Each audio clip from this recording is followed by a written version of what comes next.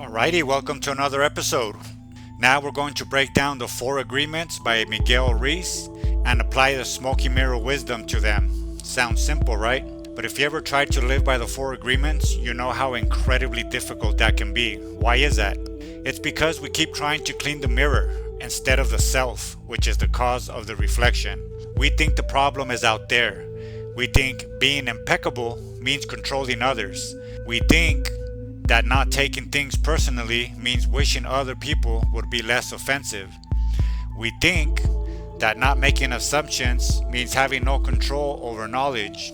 This is us staring at the smoky mirror, seeing a distorted reflection, and trying to wipe the glass with our sleeves. It never works, not in the long run at least. The Toltec shift in perspective is to realize that every single agreement is a practice for this side of the glass. They are instructions not for managing or manipulating the world, but for polishing the self. Let's look at each one through that lens. Number 1, be impeccable with your word. The mirror's reflection. You hear gossip, criticism, negativity in the world. You see people using words as weapons.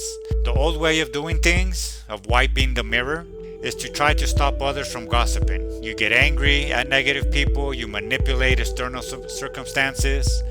The smoky mirror application, or adjusting the source, the I. The agreement is first and foremost a vow to cleanse your own inner dialogue. The smoke on the mirror is made of the toxic words you speak in your mind or out loud, about yourself or about others. But awareness is power.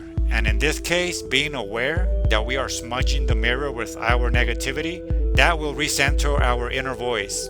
And practice makes perfect. When you are impeccable with your own word, you begin to clear that smoke. As the internal smoke clears, your external reality shifts. You naturally attract less drama, gossip.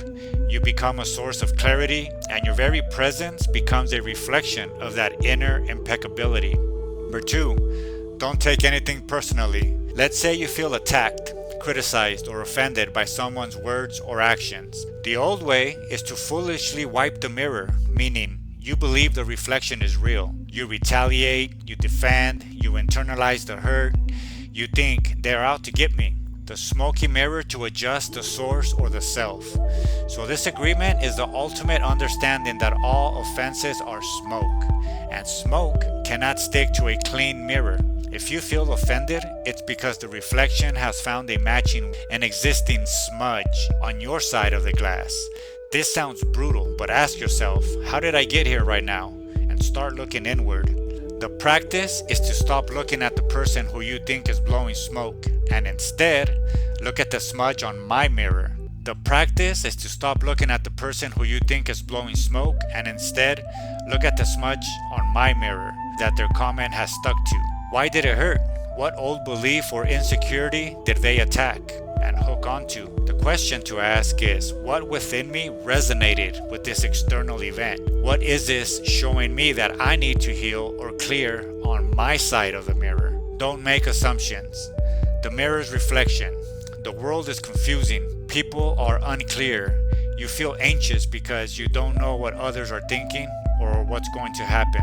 The old way, wiping the mirror, you try to read minds. You invent stories to fill the void of uncertainty. We try to figure things out and are just actually reaching with no facts. This is the art of assuming, or making an ass out of you and me, as my drill sergeant used to say. So the smoky mirror application, how to adjust the source. Assumptions are the smoke we choose to generate ourselves.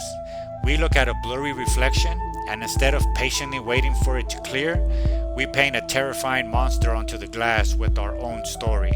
This agreement is the commitment to stop forcing a know-it-all attitude. It is the courage to ask questions, to seek clarity, and if push comes to shove, to be comfortable with not knowing until the true picture emerges, if it ever does.